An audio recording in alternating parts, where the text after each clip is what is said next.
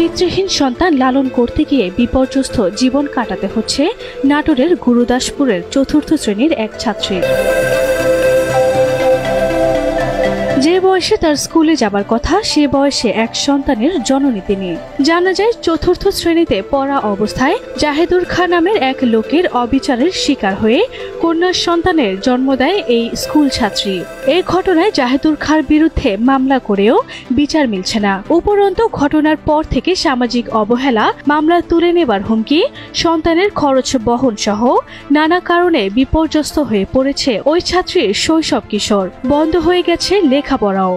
2 বছর আগে আমার দাদি বাসায় ছিল না, আমি স্কুল থেকে আইসি কাপড় পাল্টাত লাগছি। আর আমার পাড়াপতি দাদা হয় জাহিদুল আইসি জোর করে আমার ঘরে নিয়ে যাওয়ার পরে আমাকে বলছিল এই কথা যদি কাউকে কইস তাহলে তোকে মারি ফেলাবো।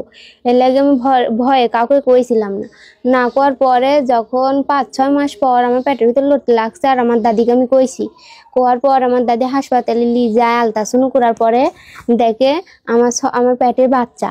ওই কিশোরের বাড়িতে গিয়ে দেখা যায় 1.5 বছর বয়সী ফুটফুটে একটি কন্যা সন্তান কোলে নিয়ে বাড়িঘর পরিষ্কার করছেন। ওই কিশোরীর মা অন্যত্র বিয়ে করেছেন দীর্ঘদিন পূর্বেই। বাবা যেন থেকেও নেই। ছোট থেকেই দাদির কাছে খেয়ে না খেয়ে বড় হচ্ছিল সে, কিন্তু হঠাৎই যেন তার জীবনে নেমে আসে এক কালো অধ্যায়। এই ঈদে জামা জুতো অ্যাকসেসরিজের ডিসকাউন্ট। যারা অপরাধ করেছে, অপরাধ করিও আজকে এই অপরাধীরা ওপেন রাস্তাঘাটে দিয়ে বেরাচ্ছে, আর কোনো বিচার সালিশ হল না।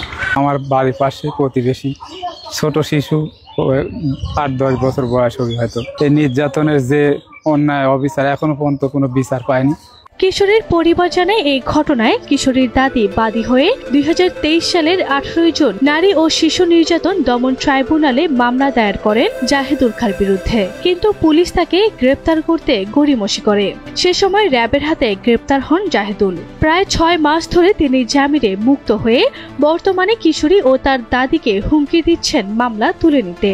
2 বছর আগে আমি মাঠে কাজ করতে গেছি, আর আমার লাতিনে জোর করে বারান্দা থেকে উঠা ঘরে নিয়ে যায়, পেটে বাচ্চা আইছে।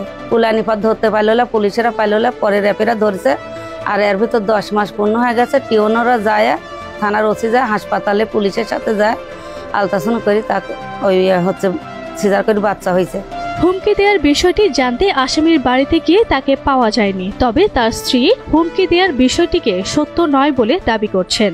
আমার স্বামী আগে অপরাধ করছিল, তার জন্য তাই সাজা কাজ আবিন ধরে বাড়া এসে তার স্বামী যায় না, তার সময় খসে না, তাই মানুষের কাজ কাম করে, ভ্যান চালায়।